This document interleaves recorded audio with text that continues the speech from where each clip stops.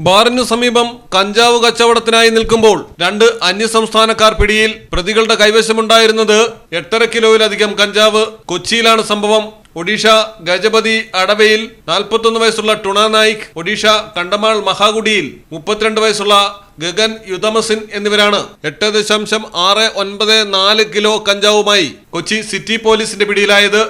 ഒഡീഷയിൽ നിന്നെത്തിച്ച കഞ്ചാവ് വിതരണക്കാർക്ക് കൈമാറാനായി പാലാരിവട്ടം അഞ്ചുമന ഭാഗത്തെ ബാറിന് സമീപം നിൽക്കുമ്പോഴാണ് പ്രതികളെ ഡാൻസ് ഓഫ് സംഘം പിടികൂടിയത്. ഇരുവരും നിരവധി തവണ കേരളത്തിലേക്ക് കഞ്ചാവ് കടത്തിയിട്ടുണ്ട്.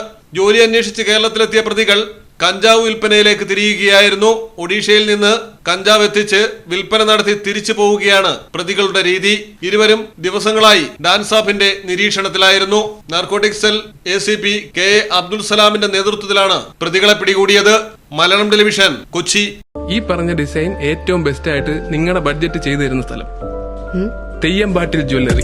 Trendy and customise collection, best in budget. Theyyampattil പോലൊരു ഓപ്ഷൻ വേറെ ഇല്ല. ഹലോ, ആ കൺഫ്യൂഷൻ അങ്ങ് തീർന്നില്ലേ?